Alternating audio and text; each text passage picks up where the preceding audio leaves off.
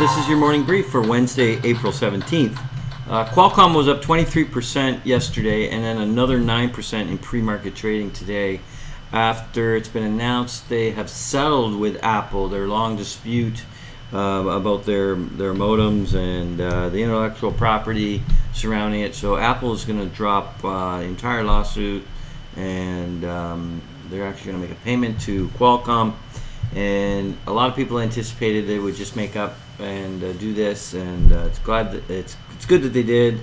Qualcomm does have the best modems; they're the most 5G ready, and I guess with a little bit of hindsight now, it was kind of inevitable. Intel was supposed to be making the 5G chips, or not chips, they were modems, and it looked like they just weren't quite up to the task, and they would have been a little bit delayed and everything else. So I think Apple just caved and said, all right, we can't fool around with this.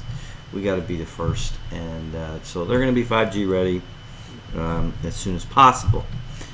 Interestingly enough, Intel announced simultaneous practically that they're going to stop making the 5G modems after the settlement, and their shares are up about 3%. So actually, shareholders thought this was a good thing.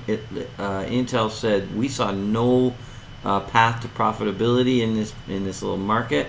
I guess it's actually a good thing for Intel. I would, to be honest with you, that's a little bit counterintuitive to me.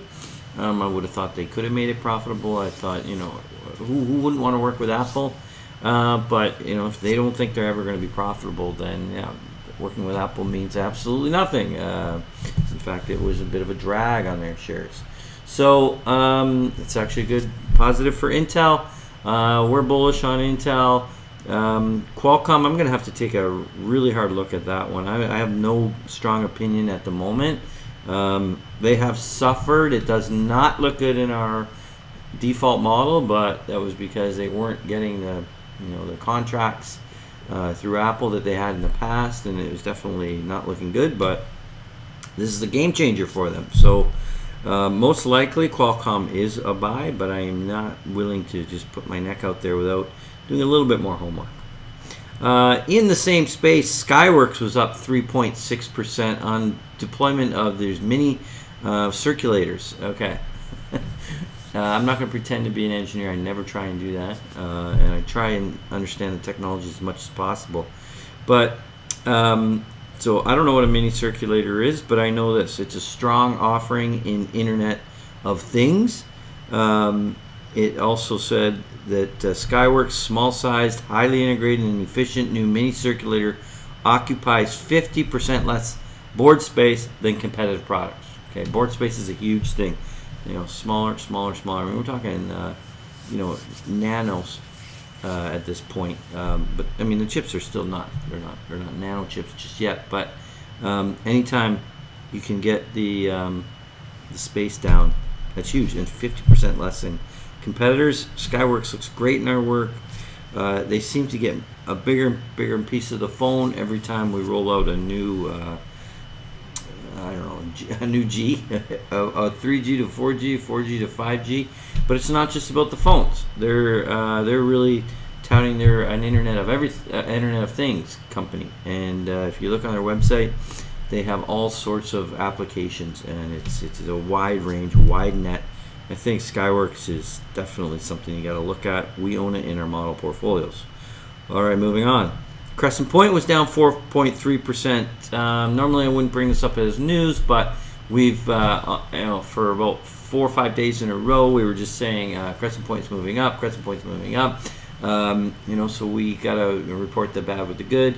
But all this is just normal trading, okay? So I don't want to, it's not really big news, but because we've been talking about it so much, when it goes down, I had to put it in there. And it's just normal trading. A nice little pullback. It's up 30% month to date, and that is just normal trading. So if you're looking to pick up some shares, at least you got a bit of an opportunity. Pepsico beat the top and bottom line. Revenue was only up 2.6%, so let's not mistake this for a high growth company, but it did beat the top line.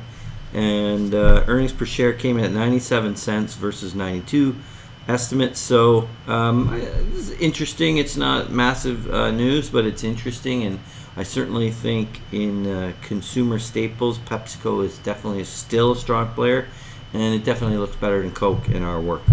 Morgan Stanley beats top and bottom line.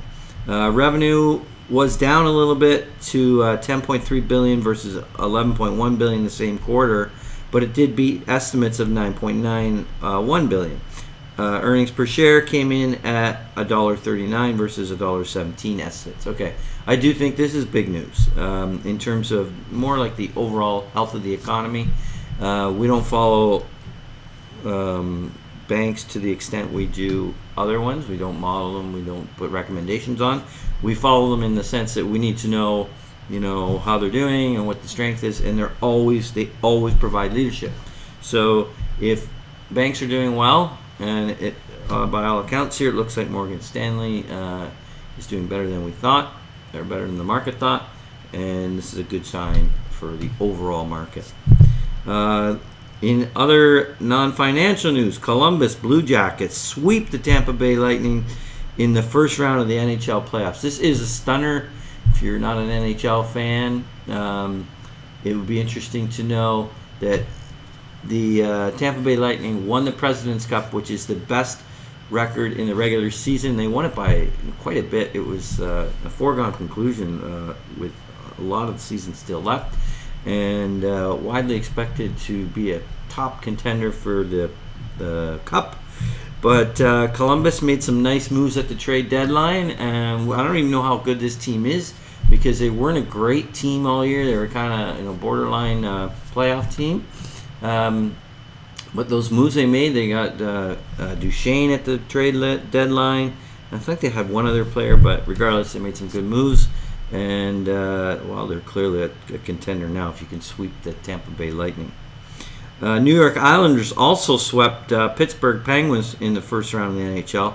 This is not as big a deal because Islanders were actually favored over Pittsburgh.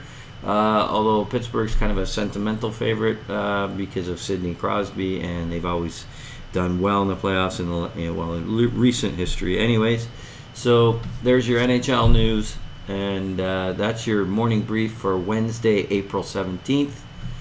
We're going to find some more gems out there.